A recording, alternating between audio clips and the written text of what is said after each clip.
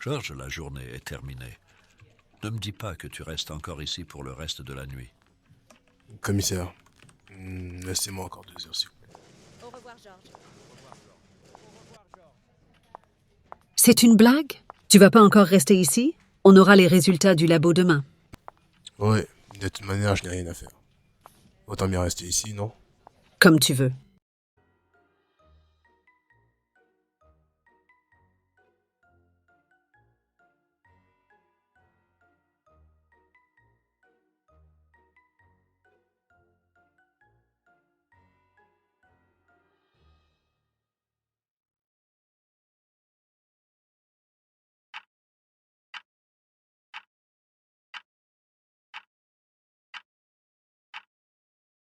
Bonjour, vous êtes bien l'inspecteur Georges Antica?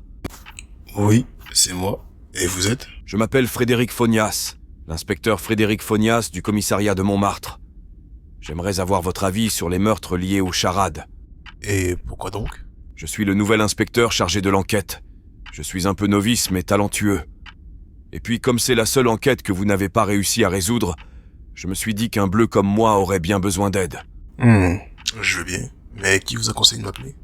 Je ne travaille plus dans ce commissariat. C'est le commissaire Loeb. Le commissaire Love vous a mis cette affaire. C'est que vous devez être talentueux, en effet. Bon, d'accord. J'imagine que vous avez déjà potassé le dossier, mais je vous fais quand même mon résumé à moi.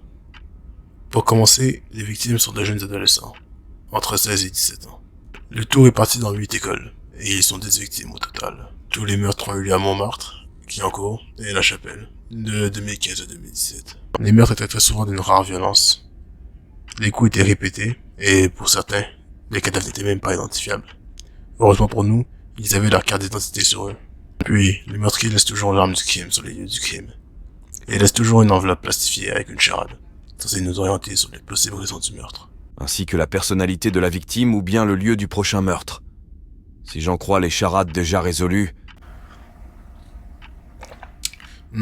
Faites bien de parler des charades. On en a résolu 8 sur 10.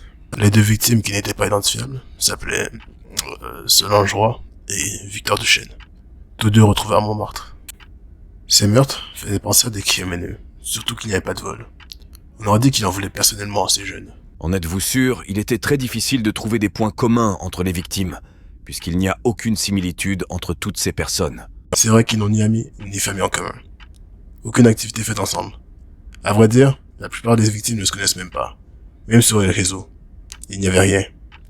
Pour finir, leurs statuts sociaux, à l'intérieur et à l'extérieur de l'école, n'étaient même pas le même. À en croire vos rapports, les crimes faisaient part d'une grande immaturité et étaient faits en extérieur et ce, à des horaires étudiants.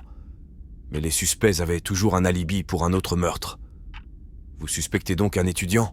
On n'a pas toujours suspecté un étudiant, mais c'est plus probable en tout cas.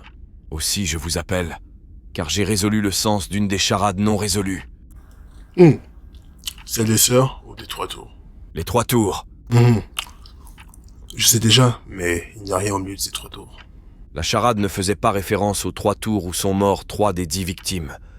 Le corps de fer faisait référence à la tour Eiffel, et non au cadavre perforé par les pieux de fer.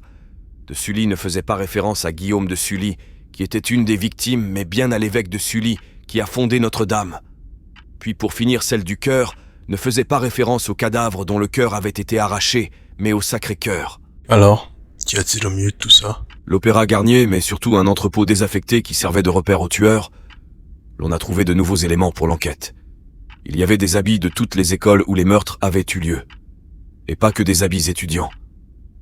Il y avait aussi une charade qu'on n'a pas encore déchiffrée, mais pas de crime ni de traces de sang sur les lieux. La charade c'est « Ma justice provient de Babylone, mais je suis important pour l'homme. Je suis charnel, mais je suis important pour l'homme. Je suis un lieu d'expiation, mais je suis important pour l'homme. » Je vous rappellerai quand on aura résolu la charade, ou lorsqu'on aura plus d'indices à notre disposition.